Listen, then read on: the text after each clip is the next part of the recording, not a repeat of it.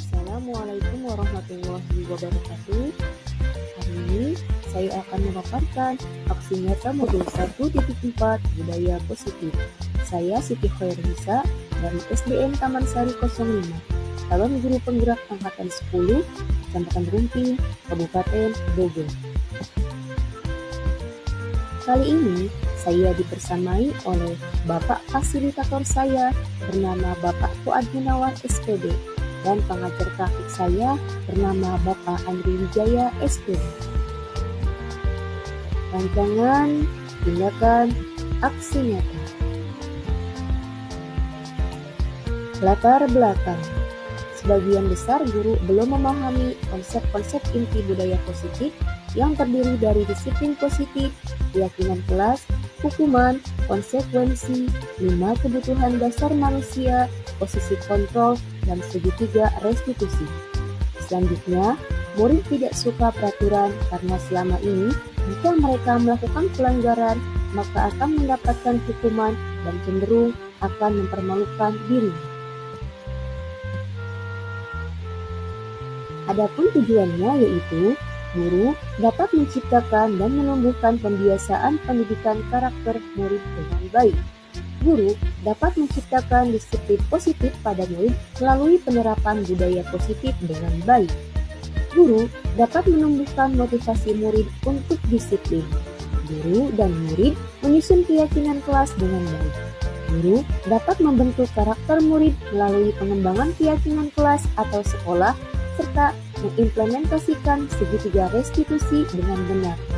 Selanjutnya, warga sekolah dapat menciptakan lingkungan positif, aman, dan nyaman. Tolak ukur. Dengan adanya pembiasaan pendidikan karakter, disiplin positif melalui penerapan budaya positif, maka akan terbentuknya pendidikan karakter dan disiplin positif dalam diri murid. Sehingga sekolah tertib, aman, dan nyaman.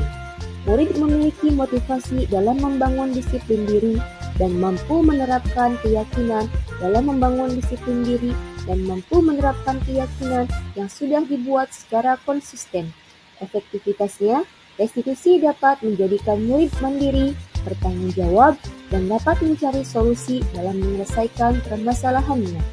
Selain itu, adanya kolaborasi dari warga sekolah dalam menyelesaikan masalah bersama. Jika sudah tercapai, maka sekolah akan menjadi tempat belajar yang menyenangkan, aman, nyaman, tertib, dan terciptanya perilaku positif dan berkarakter, sehingga dapat mencerminkan dimensi profil pelajar Pancasila, yaitu berakhlak mulia dan berkarakter. Adapun untuk lini masa dan tindakan, pertama, melakukan koordinasi dengan kepala sekolah untuk mendiseminasikan pentingnya penerapan budaya positif di sekolah. Kedua, mensosialisasikan warga sekolah terkait pentingnya budaya positif di sekolah. Tiga, mensosialisasikan budaya positif kepada murid. Keempat, berkolaborasi dengan rekan sejawat mengenai keyakinan kelas yang akan dikembangkan di masing-masing kelas. 5. Guru menyusun keyakinan kelas bersama murid. 6. Guru dan murid menyepakati keyakinan kelas yang sudah dibuat. 7. Melakukan survei kepada murid dalam mencapai kelas impian. Selanjutnya yaitu melakukan evaluasi dan refleksi. Adapun untuk dukungan yang dibutuhkan yaitu motivasi dari warga sekolah meliputi kepala sekolah, rekan sejawat, dan tenaga kependidikan serta murid agar tindakan yang sudah direncanakan bersama terlaksana dengan baik. Selanjutnya, sarana dan prasarana guna menunjang kelancaran dan ketercapaian tindakan. Peran orang tua pun dalam menerapkan budaya positif kepada murid ketika di rumah. Selanjutnya yaitu diseminasi, menyebarkan pemahaman dan penerapan pengalaman budaya positif. Mari simak baik-baik. Assalamualaikum warahmatullahi wabarakatuh. Waalaikumsalam warahmatullahi wabarakatuh. Alhamdulillahirabbil alamin, hamdan syakirin hamdan na'imin, alhamdulillahirabbil alamin.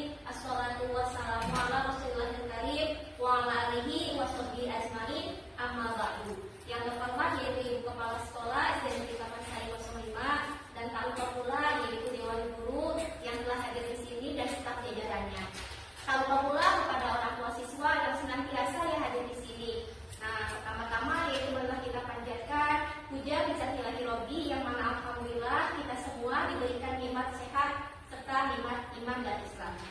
Salawat dan salam marilah kita curahkan kepada baginda kita, yakni Habibana wa Nabiyana Muhammad Sallallahu Alaihi Wasallam.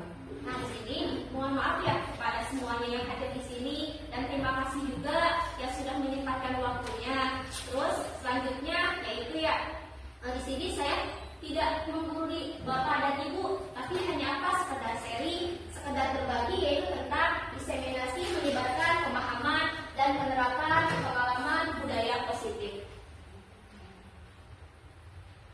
Nah, di sini perkenalkan terlebih dahulu, saya Siti Khairunisa, calon guru penggerak angkatan 10, dibersamai oleh Bapak Munawar SPD selaku fasilitator dan Bapak Andri Wijaya selaku pengajar praktik. Nah, sebelumnya yaitu ke kita budaya positif, coba karena saya lihat semuanya pada tegang coba kita sedikit terlebih dahulu kalau misalnya saya bilang tepuk 1, berarti 1, tepuk 2, tepuk 3, bisa semuanya? Oke, mulai tepuk 1, tepuk 2, tepuk 3. Oke, kalau misalnya saya bilang tepuk pagi, tepuknya 1 kali, tepuk siang 2 kali, tepuk malam, bisa semuanya? Kita mulai tepuk pagi, tepuk siang, tepuk malam. Oke, kita langsung mulai Budaya positif. Apa sih yang dimaksud dengan budaya positif? Budaya positif itu yaitu merupakan perwujudan dari nilai-nilai atau keyakinan universal yang diterapkan di sekolah. Budaya positif juga merupakan hal-hal yang baik yang mencakup sikap atau perilaku oleh seluruh warga di sekolah, terutama bagi murid, agar dapat berkembang menjadi pribadi yang lebih mandiri, kritis, dan bertanggung jawab. Nah, di sini dalam budaya positif ini terdapat konsep intinya. Nah, pertama yaitu perubahan paradigma belajar, kedua disiplin positif, ketiga kebutuhan dasar manusia, keempat motivasi perilaku manusia, kelima posisi kontrol guru, keenam keyakinan kelas, dan yang ketujuh yaitu segitiga restitusi. Nah, mari kita paparkan satu persatu apa sih yang pertama yang dimaksud dengan pembelajaran dengan paradigma baru. Pembelajaran dengan paradigma baru yaitu merupakan pembelajaran yang dirancang berdasarkan prinsip pembelajaran berdiferensiasi, sehingga para murid itu belajar sesuai dengan kebutuhannya berdasarkan tahap perkembangan, sehingga menjadi murid yang sesuai dengan profil belajar Pancasila. Nah, di sini apa sih yang dimaksud dengan berdiferensiasi? Pembelajaran berdiferensiasi yaitu merupakan pembelajaran yang memang sesuai dengan kebutuhan murid. Jadi kebutuhannya itu pembelajarannya bukan hanya dilakukan kepada satu orang. Jadi seluruh murid di situ harus tahu kita sebagai guru apa sih yang dibutuhkan oleh seluruh murid. Misalnya si murid itu kan terkadang mempunyai gaya belajar yang berbeda. Gaya belajar itu ada 3. Pertama yaitu audio, yaitu dengan didengar. Kedua yaitu visual, dapat dilihat. Ketiga yaitu kinestetik. Nah, di sini kita sebagai guru harus mengetahui gaya belajar apa si anak tersebut, sehingga anak itu bisa atau dapat memahami pembelajaran yang akan kita sampaikan, sehingga untuk menjadi murid yang sesuai dengan profil belajar Pancasila. Nah, di sini kita semua pasti sudah mengetahui dalam profil belajar Pancasila yaitu terdapat 6 dimensi. Pertama yaitu beriman dan bertakwa kepada Tuhan Yang Maha Esa dan berakhlak mulia, yaitu sifat religius. Kedua yaitu berkebinekaan global. Ketiga yaitu bergotong royong. Keempatnya kreatif. Kelima bernalar kritis dan mandiri. Nah, di sini dari ke-6 dimensi profil belajar Pancasila di sini diharapkan semua murid itu harus ada. Jadi dalam diri murid itu harus sesuai dengan profil belajar Pancasila. Oke, baik. Selanjutnya yaitu yang kedua yaitu disiplin positif. Apa sih yang dimaksud dengan disiplin positif? Menurut Ki Hajar Dewantara maupun Diana Goser, disiplin itu sebagai bentuk kontrol diri. Nah, di situ yaitu disiplin juga sebagai bentuk kontrol diri agar dapat mencapai suatu tujuan yang mulia. Disiplin positif juga merupakan suatu pendekatan untuk menerapkan disiplin dari dalam diri anak tanpa adanya hukuman maupun hadiah. Selanjutnya, nah di sini kita sebagai guru apa sih sebagai kita pendidik, sebagai guru tujuan kita untuk apa sih untuk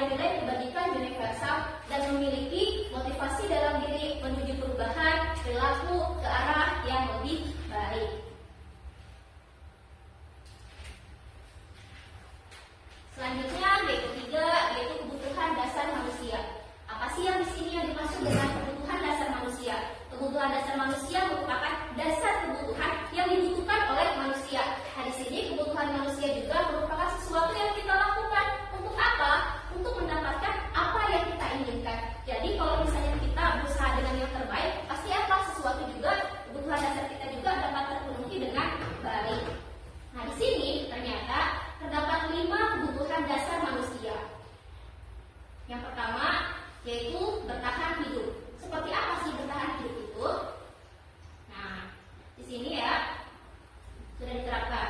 Bertahan hidup pertama yaitu seperti makanan, pakaian, minuman, tempat tinggal, keamanan, dan kesehatan. Itu merupakan kebutuhan dasar yang pertama. Karena apa? Contohnya, kalau misalnya kita tidak makan, misalnya satu hari, akan merasa lapar atau tidak? Lapar. Nah, bagaimana cara untuk mendapatkannya? Biasanya kita harus dengan apa? Bekerja kan? Contohnya, misalnya kita tidak mempunyai pakaian. Pakaian kita hanya satu-satunya misalnya. Nah, bagaimana nanti ke depannya? Pastikan kalau misalnya pagi menggunakan pakaian, sore-sore tidak ada pakaian. Kalau misalnya apa? Tidak langsung diganti, jadi apa pakaian kita? Kotor, bau, yang ada timbul penyakit. Nah, itulah kebutuhan bertahan hidup yang pertama. Jadi apa? Pertama itu makanan. Makanan sangat penting atau tidak? Sangat penting. Minuman juga sangat penting. Pakaian penting atau tidak? Penting. Nah, ada lagi tempat tinggal. Biasanya di sini ya kita semuanya pasti yang pertama itu membutuhkan tempat tinggal. Karena apa? Agar kita itu terhindar baik itu dari cuaca panas maupun cuaca dingin. Keamanan kita butuh atau tidak? Pasti sangat butuh. Keamanan dan kesehatan. Nah, dua hal tersebut itu mempunyai apa? Termasuk ke dalam bertahan hidup manusia. Nah, keduanya yaitu kasih sayang. Apa sih di sini yang dinamakan dengan kasih sayang? Nah, kasih sayang dan rasa diterima. Contohnya seperti rasa diterima, rasa dipedulikan, berbagi, kerjasama, dan menjadi bagian dalam kelompok. Contohnya gini ya, setiap murid pastikan terdapat ada juga ya yang berkelompok masing-masing, benar tidak? Misalnya si A hanya berteman dengan si B saja, tidak mau berbau dengan yang lain. Sehingga ketika si C itu masuk, misalnya si A pengen sama si B, tidak mau masukin siapa? Tidak mau masukin anggota si C. Nah, dengan begitu apa? Si C pasti apa? Butuhkan kasih sayang, butuh juga dalam rasa diterimanya dari kelompok tersebut. Contohnya misalnya di sini, misalnya Ibu Ain, misalnya gitu kan, tetanggaan dengan Ibu Email. Nah, berbuat saja, sedangkan di situ di pinggirnya ada Ibu siapa? Ibu Tika. Pastikan seenggaknya Ibu Tika juga pengen berbaur, benar tidak? Pengen diterima oleh siapa? Oleh Ibu Ain dan Ibu Email, benar? Nah, selanjutnya yaitu penguasaan. Nah, di sini ketiga yaitu kebutuhan dasar manusia, penguasaan. Misalnya harga diri, memimpin, berprestasi, keinginan untuk dianggap, diakui, dan didengar. Nah, di sini penguasaan ini termasuk ke dalam apa? Termasuk ke dalam kebutuhan dasar manusia. Contohnya, misalnya kita dalam memberikan materi kepada siswa, ada aja kan siswa yang tidak bisa, ya kan? Misalnya si A tidak bisa, berarti dia butuh apa? Butuh apa? Butuh penguasaan materi dengan cara apa? Nah, dengan cara diberikan materi oleh kita sendiri. Nah, di situ dinamakan dengan penguasaan. Ada lagi yaitu yang keempat, kebebasan. Contohnya apa? Seperti mandiri, memiliki pilihan, mencoba hal baru, dan mampu mengendalikan arah dirinya. Contoh misalnya, kita sebagai guru belajar itu hanya di kelas saja. Kadang-kadang murid bosan atau tidak? Bosan kan? Nah, bagaimana caranya agar murid itu ketika di kelas itu tidak bosan? Pasti kan kita akan melakukan permainan, ya kan?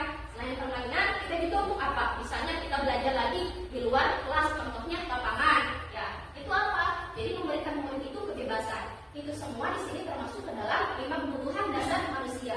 Selanjutnya yaitu kesenangan. Seperti tadi, kita juga manusia, benar tidak? Kalau misalnya kita itu hidup dengan hanya berpacu hanya satu itu saja, tidak ada kesenangan sama sekali, terkadang bosan atau tidak? Bosan. Nah, dari situlah ya kita sebagai guru harus apa? Mampu menciptakan kesenangan pada murid. Contohnya di sini ada guru yang nama Pak Busro ya. Pak Busro itu biasanya selalu apa? Selalu memberikan kesenangan kepada muridnya. Contohnya dengan apa?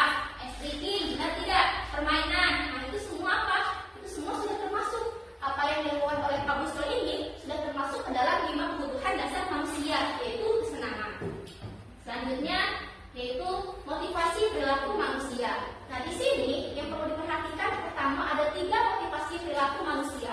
Pertama yaitu hukuman. Hukuman itu secara apa? Hukuman itu dilakukan secara tiba-tiba dan tidak terencana. Ada lagi bersifat satu arah, biasanya hanya dari guru. Nah, ada lagi murid tidak tahu apa yang akan terjadi berupa hukuman fisik ataupun psikis. Contohnya yaitu hukuman, misalnya si A misalnya datang tiba-tiba ke teman yang terlebih dahulu, tiba-tiba main hukum aja, benar tidak? Hanya dari guru saja satu arah tanpa tidak menanyakan apa sih alasannya kenapa ia terlambat. Nah, di sini yang kedua yaitu konsekuensi. Dibandingkan dengan hukuman, konsekuensi ini lebih istilahnya lebih ringan. Kenapa? Pertama itu terencana dan disepakati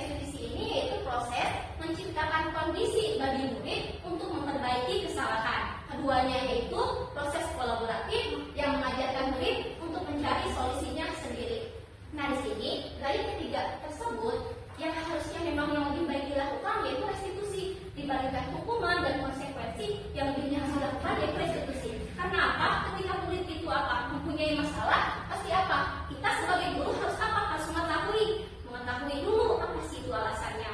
Kedua, memperbaiki kesalahan si anak tersebut dengan cara apa? Mencari solusinya agar nanti si anak tersebut jadi apa? Sudah mengetahui solusinya, memperbaiki masalahnya. Dan di situ tanpa adanya hukuman juga ataupun konsekuensi yang dapat merugikan murid. Selanjutnya, yaitu yang kelima, yaitu posisi kontrol guru. Nah, di sini terdapat 5 posisi kontrol guru. Pertama yaitu penghukum. Kedua, pembuat merasa bersalah. Tiganya teman, keempat pemantau. Dan yang kelimanya yaitu manajer. Nah, di sini apa aja sih yang dimaksud dengan penghukum? Nah, sini ya terdapat kasus dulu. Penghukum.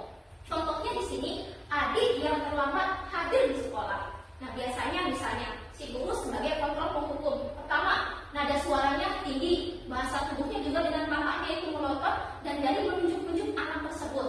Nah, misalnya gini, terlambat lagi, pasti terlambat lagi, selalu datang terlambat. Kapan bisa datang tepat waktu? Nah, sekarang tanyain sama kita sendiri, tanyain sama diri pribadi kita, bagaimana perasaan anak tersebut misalnya guru berbicara dengan seperti itu pada muridnya. Nah, pasti hasilnya akan apa? Kemungkinan murid itu marah, ya kan? Karena apa? Dihukum. Marah, terus apa lagi? Dendam. Biasanya juga bersifat agresif. Nah, kemungkinan misalnya ketika masuk ke dalam kelas, ketika anak tersebut duduk, si murid tersebut akan apa? Ya, biasanya itu mencoret-coret buku, mencoret-coret apa? Mejanya sendiri. Kadang-kadang karena misalnya dia itu dendam sama gurunya, misalnya gurunya nih ya punya motor, ya kan? Dia pulang sekolah, biasanya apa? Mencoret apa? Iya, murid mencoret apanya? Motornya. Misalnya apa? Atas spion motornya dia apa? Didepokin. Ada aja karena apa? Dendam. Ya, selanjutnya yaitu ya pembuat merasa bersalah. Nah, di sini posisi pembuat merasa bersalah biasanya nada suaranya itu memelas, halus, sedih, bahasa tubuhnya juga apa? Merapat pada anak lesu. Nah, contohnya seperti ini. Adik, kamu ini bagaimana ya? Kamu sudah berjanji dengan ibu tidak akan terlambat lagi. Kamu kenapa ya? Senang sekali mengecewakan ibu. Ibu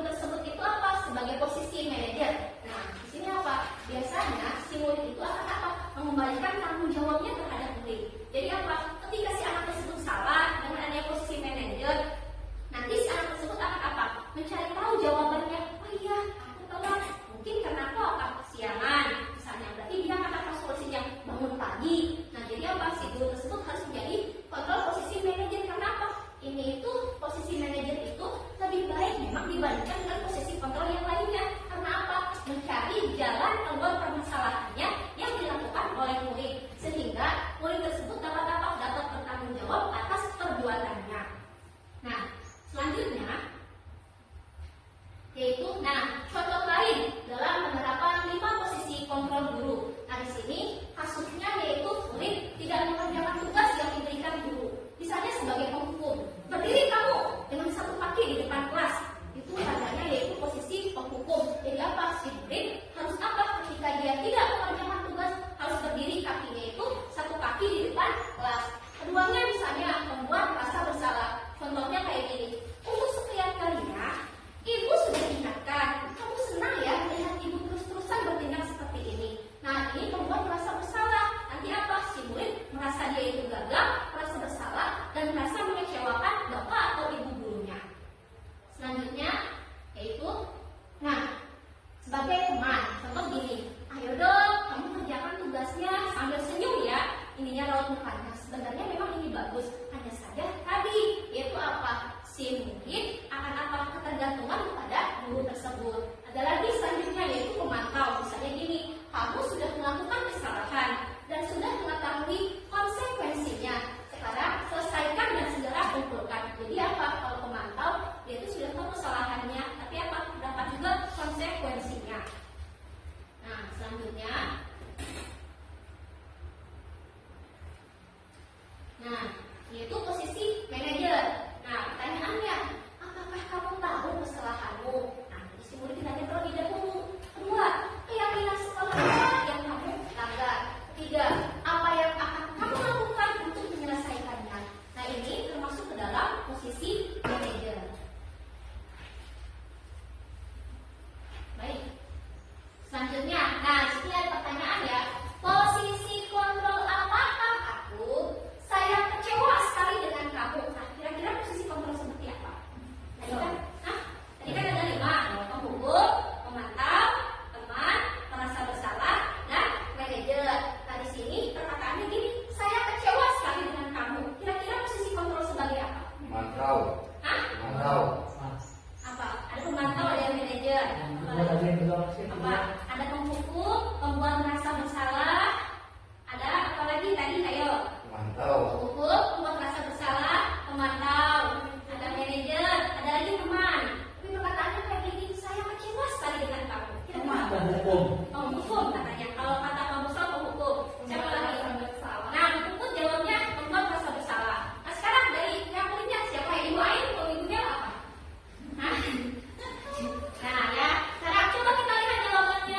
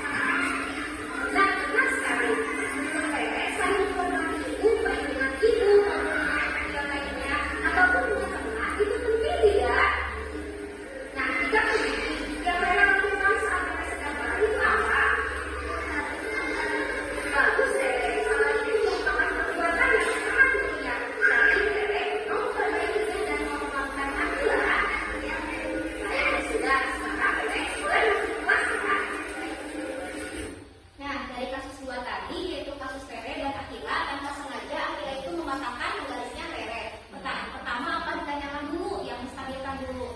Ketika saya bertanya sama Rere, nah apa yang dia lakukan? Dia langsung menjawab, iya tadi aku kesal. Terus selanjutnya saya menstabilkan identitasnya Rere. Wajar kalau misalnya dia kesal. Karena apa, posisi kita juga kalau misalnya sesuatu memang yang kita punya itu misalnya rusak atau apa pasti kesal. Maka kita harus melakukan apa? Yaitu identitas terlebih dahulu. Keduanya yaitu validasi tindakan yang salah, yaitu apa? Menanyakan alasannya kenapa terlebih dahulu si Rere bisa kesal atau marah. Dia langsung apa? Marah katanya gitu. Kenapa? Garisnya Akila dipatahkan oleh siapa? Garisnya Rere dipatahkan oleh Akila. Tanpa apa? Tapi itu tanpa sengaja dan Akila juga sudah meminta maaf. Tapi Rere tetap marah. Di situ saya apa? Menanyakan keyakinan kelas. Keyakinan kelas apa yang sudah ia langgar, yaitu apa? Saling menghormati. Nah di situ selanjutnya saya apa? Menanyakan solusinya itu apa? Nah saling menghormati itu penting atau tidak? Nah ternyata penting. Dari situ apa? Si Rere akan memaafkan si Akila. Nah baik ya Bapak dan Ibu guru. Sebelumnya ya terima kasih ya sudah menyimak atau berbagi ya dengan penjelasan yang tadi sudah saya jelaskan, yaitu tentang diseminasi budaya positif. Nah baik dari Bapak dan Ibu guru di sini serta ibu-ibu yang di sini hadir, mau ada yang ditanyakan atau tidak? Hah? Ada yang mau ditanyakan atau tidak? Sepertinya Bu Rizka mau menanyakan? Siapa yang ingin menanyakan? Sudah cukup jelas? Oke, baik ya. Di sini perlu perhatikan ya, kita sebagai guru ya, yang pertama itu apa? Untuk menciptakan atau mewujudkan sesuai dengan profil belajar Pancasila, yaitu apa? Kita harus berkolaborasi, yaitu bersama-sama mewujudkannya. Dengan cara apa? Tadi melakukan budaya positif misalnya. Nah, ada lagi salah satunya misalnya tadi ketika si anak tersebut itu apa? Mempunyai masalah, kita tanya terlebih dahulu apa alasannya, kenapa ia berbuat salah. Keduanya yaitu apa? Setelah ditanya baru apa? Kita cari solusinya agar si anak tersebut apa? Akan mengetahui permasalahannya sehingga masalahnya itu kelar. Nah di sini ya saya akan menutup ya. Pertama yaitu apa? Tidak adanya gembok kalau misalnya tidak dibuatnya kunci. Tidak adanya masalah kalau misalnya apa? Tidak adanya solusi. Maka dari itu sebagai guru, ketika seorang murid itu mempunyai masalah, kita harus apa? Mencari solusinya agar apa? Mendapat jalan keluarnya. Baik ya Bapak dan Ibu guru serta para wali murid, terima kasih banyak. Wassalamualaikum warahmatullahi wabarakatuh.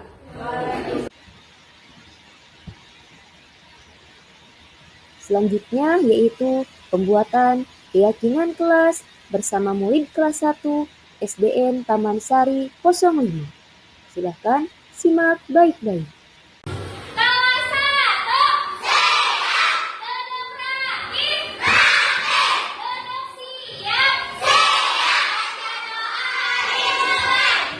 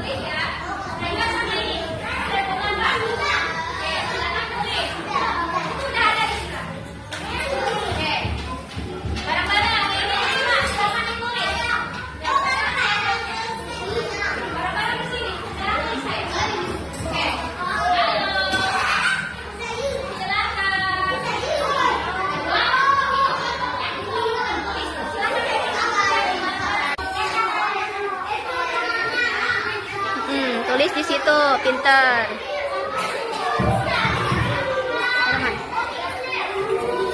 Mana, ayo. Pinter. Siapa yang nulis? Oh iya, Kila.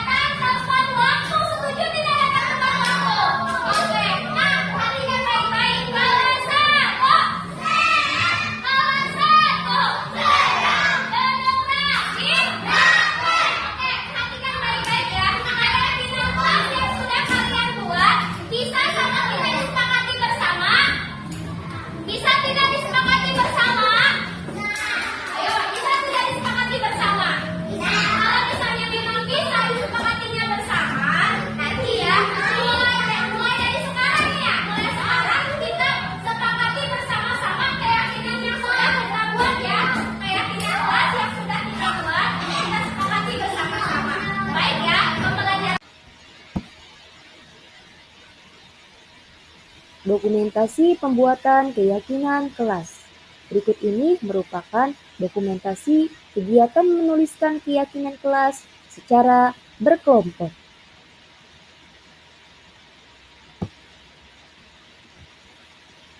Selanjutnya yaitu kegiatan menempelkan hasil dari keyakinan kelas dengan diwakilkan satu orang dari masing-masing kelompok.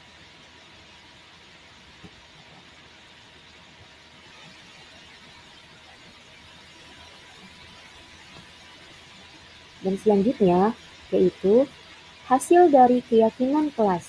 Karena dari pembuatan keyakinan kelas yang dihasilkan oleh 8 kelompok, terdapat kelompok yang kalimatnya sama, selanjutnya diambil 1. Untuk itu, pembuatan keyakinan kelas yang dihasilkan menjadi 7 keyakinan kelas.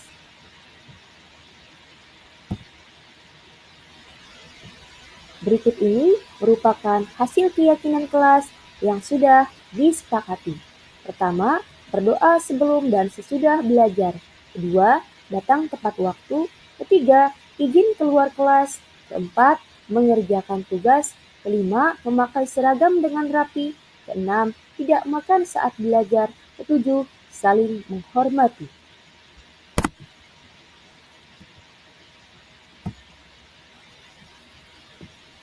Testimoni dari Kepala Sekolah. Assalamualaikum warahmatullahi wabarakatuh. Perkenalkan, nama saya Nenek Sunesi, Kepala Sekolah SDN Taman Sari 5. Alhamdulillah di sekolah kami di SDN Taman Sari 5 ada salah satu guru yang sedang mengikuti pendidikan guru penggerak di angkatan 10, yaitu Ibu Siti Khoirunisa. Alhamdulillah beberapa waktu yang lalu beliau sudah melaksanakan kegiatan diseminasi di sekolah yang mengikutsertakan beberapa wali murid dan juga rekan teman sejawat. Alhamdulillah kegiatan tersebut sangat berdampak positif buat sekolah kami ya, terutama buat guru-guru dan peserta didik. Pesan saya untuk Ibu Anis, lanjutkan dan tetap semangat ya mengikuti program guru penggerak ini. Mudah-mudahan Ibu lulus dengan nilai yang terbaik dan prosesnya berjalan lancar. Itu saja dari saya. Wassalamualaikum warahmatullahi wabarakatuh. Testimoni dari rekan sejawat. Assalamualaikum warahmatullahi wabarakatuh. Saya Ahmad Busol Karim SPD, rekan dari Siti Khoirunisa SPD, calon guru penggerak angkatan 10. Setelah Ibu Siti Khoirunisa melakukan diseminasi budaya positif, saya menjadi paham dan mengerti dan akan menerapkan di kelas atau di sekolah tempat saya mengajar. Semoga setelah menerapkan budaya positif, murid-murid lebih bertanggung jawab dan disiplin. Terima kasih. Wassalamualaikum warahmatullahi wabarakatuh. Testimoni dari murid. Assalamualaikum warahmatullahi wabarakatuh. Nama aku Dimas Muharram. Setelah aku dan teman aku membuat keyakinan kelas menjadi rukun dan tertib. Terima kasih. Assalamualaikum warahmatullahi wabarakatuh. Terima kasih, saya Siti Khoirunisa, calon guru penggerak angkatan 10. Wassalamualaikum warahmatullahi wabarakatuh.